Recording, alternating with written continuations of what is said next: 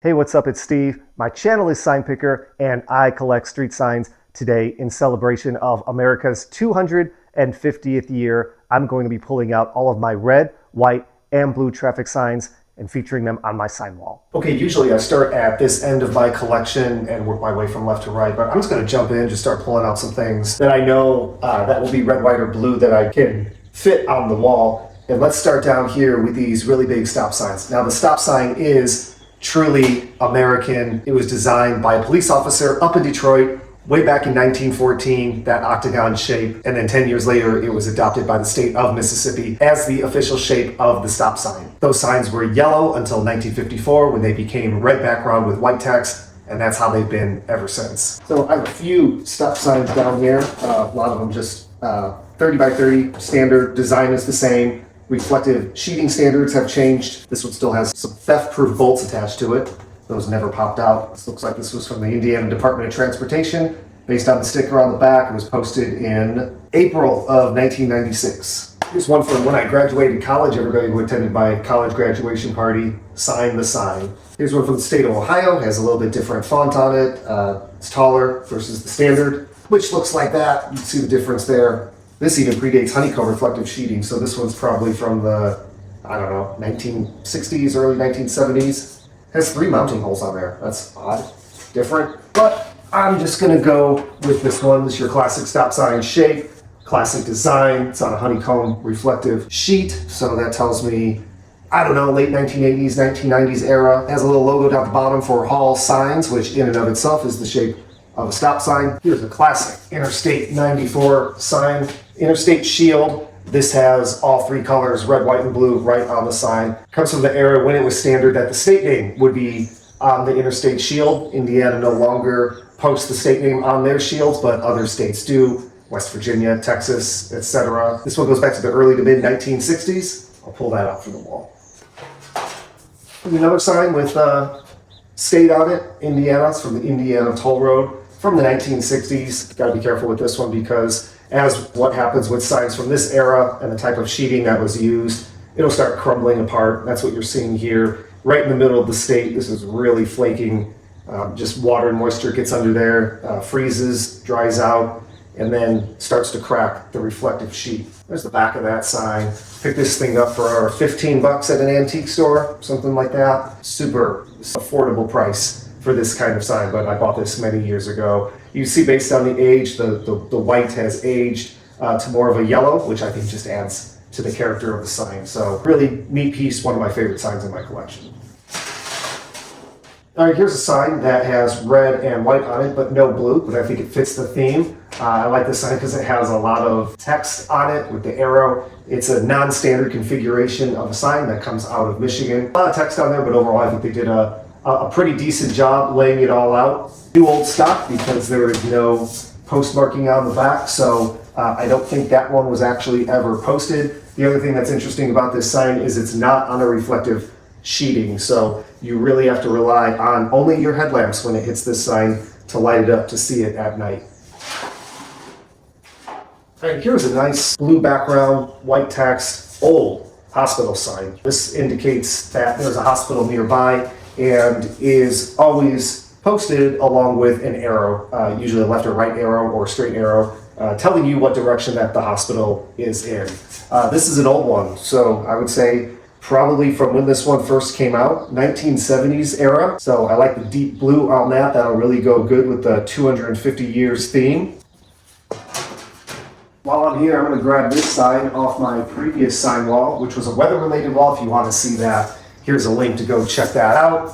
But this is a neat sign because it's not an interstate sign, but it does have red, white, and blue all on the sign. This sign comes from the village of Oak Lawn, which is a suburb of Chicago, and wasn't out there for very long. You see that there are markings here from the brackets where the sign was mounted, probably on a light post or something like that. It wasn't a traditional signpost. So it's a really nice sign in really great shape. So I'll save him for the wall. All right, these are all going to be yellow and orange. I'm not going to have anything in here. Here is a red, white, and blue sign, Interstate 469, which loops around the east side of Interstate 69 here in Allen County, Fort Wayne, Indiana. Whenever you see a 3-digit interstate, that is always associated with the main interstate artery that runs through that area. Down in Indianapolis, they have 465. They even have an 865 down there. Some of the bigger cities like Dallas have multiple 3-digit interstates. You see the post marking on the back of that sign. This was a Facebook Marketplace find. Actually found about 90 miles west of here. So it's interesting how some of these signs end up traveling from the location that they originally posted in. While I'm here, I'm going to pull out this one, which is one of the signs that I just added to my collection, and I'm struggling with it because it's a little heavier. Like the gauge on this is a lot thicker than the other sign, so it adds a little bit of weight to it. But I've always loved this style of sign from the Indiana Department of Transportation, or in this case, the Indiana Department of Highways, as it was previously known. I have another version of this sign that says Indiana Department of Transportation. You can check out the breakdown of this sign and its siblings in my previous reels or shorts, depending on the platform that you are on.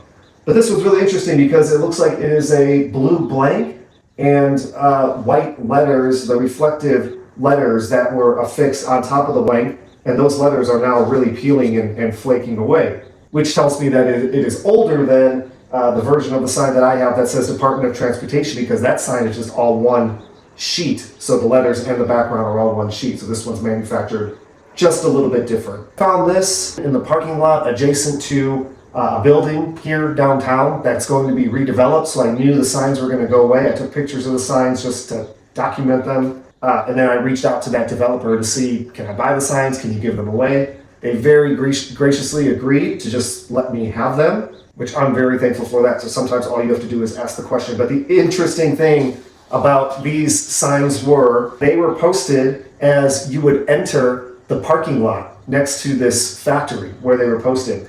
And that's really interesting to me. I would guess that you would want this posted as you exited the parking lot. So if this is posted as you enter the parking lot, it's like, what kind of chaos and mayhem is happening inside that parking lot that you have to post a buckle up warning as you're entering? I really don't know what the logic for that is, but whatever. It was posted as you enter, so that means it was facing the street. If it wasn't posted that way, I may never have noticed that those signs were there. So I'm glad that it was. But this will be a cool addition to the wall. Here's one that has white and red. Features our boy Boris the Burglar on there. Crime Watch. This is a Crime Watch area. This is one of the many variations of neighborhood Crime Watch signs that there are. When I was growing up, the ones that were in my neighborhood had a lot of orange on them. They have a completely different color scheme. But one thing that remains consistent is the design of Boris the Burglar, who I believe was designed in 1972 for the purposes of neighborhood watch programs.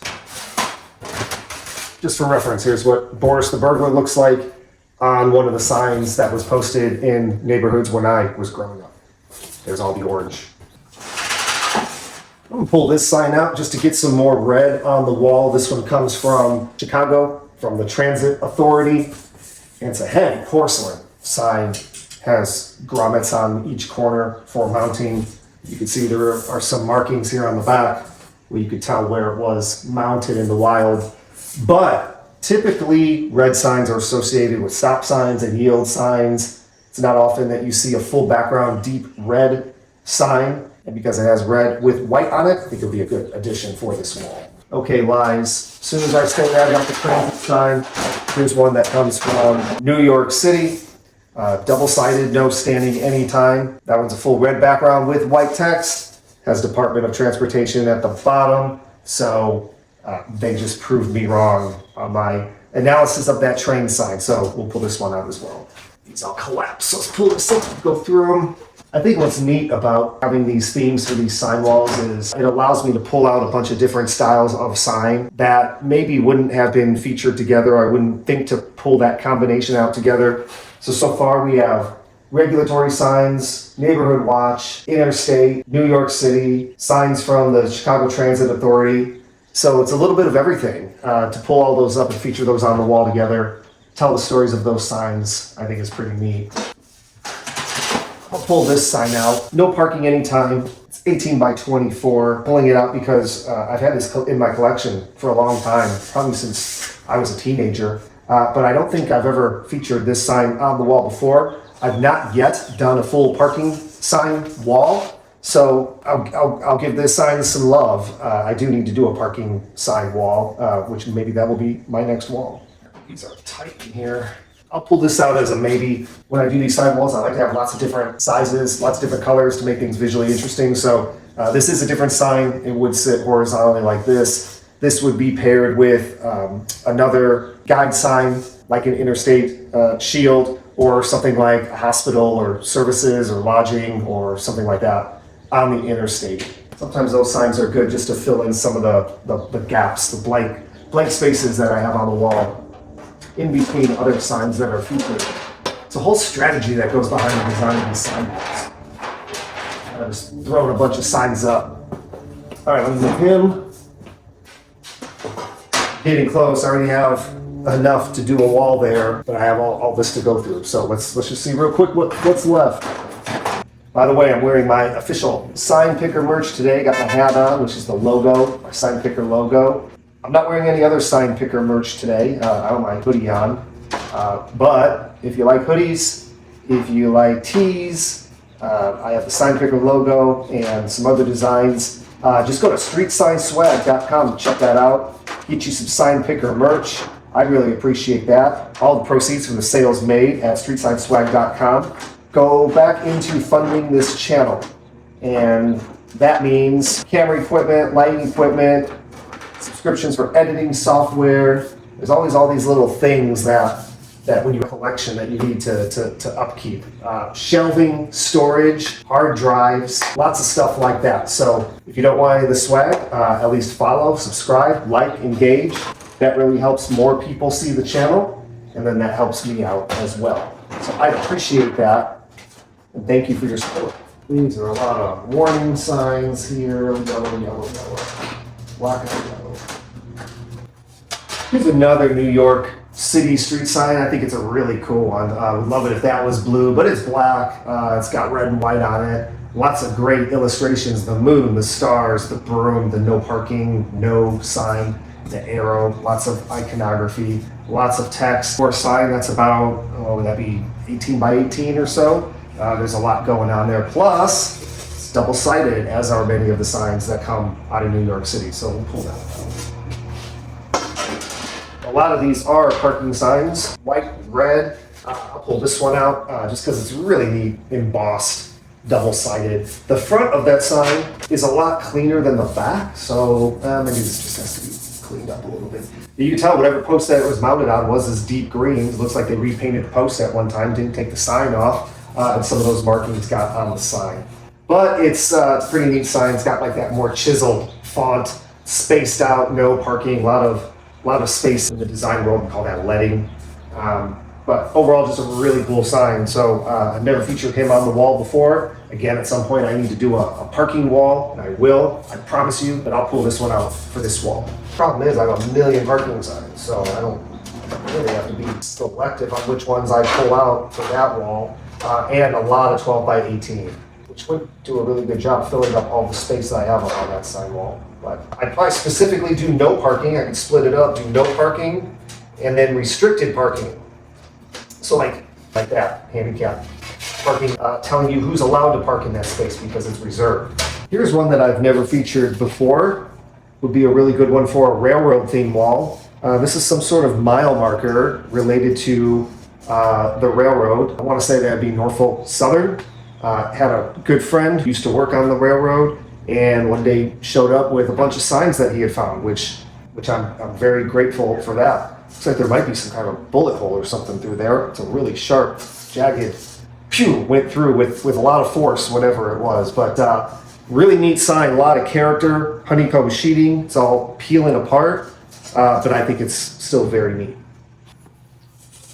Hand painted, jagged corners, employee parking only sign, white background, red text, white on both sides. It's always a bonus when you can have a sign that is the same color on the back as it is on the front. That's always cool. I've never featured this on the wall before. Purchased this at an antique store, I don't know, 20 bucks or something like that. Thought it was a really neat sign. So again, odd shaped, different message. Should go really well with that red, white, and blue theme. Here's a cool one for a public telephone. It's got the flange on here to mount it up onto the wall. Got the old public telephone logo on there that looks like a bell. Double-sided, just very cool Americana type stuff. All right, that's everything that I pulled out for this red, white, and blue wall. Let's just say it's not everything. It's kind of selective, very purposeful. I didn't pull everything out red, white, and blue because I wouldn't have enough space to fit that up on the wall, but this is what I came up with, so it's the best of red, white, and blue. So lots of colors, lots of shapes. Let's start building that wall.